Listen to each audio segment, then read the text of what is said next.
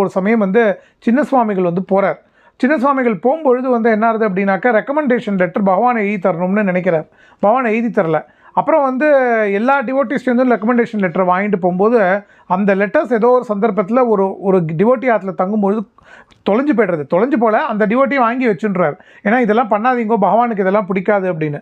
இவர் வந்து சின்ன சுவாமிக்கு வந்து என்னென்னா பகவானே லெட்டர் எழுதி தரணும் அப்படின்ட்டு ஒரு ஆசை. அப்போ வந்து அந்த ஒரு மெசேஜை வந்து அனுப்புகிறார்.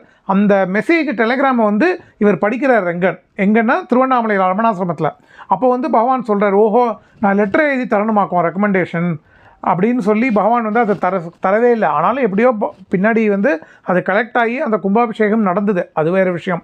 ஸோ இந்த மாதிரி வந்து ரெங்கன் வந்து பகவானோட பரிபூர்ண அனுகிரகத்தை நிறைய சந்தர்ப்பத்தில் ஃபீல் பண்ணியிருக்கார்.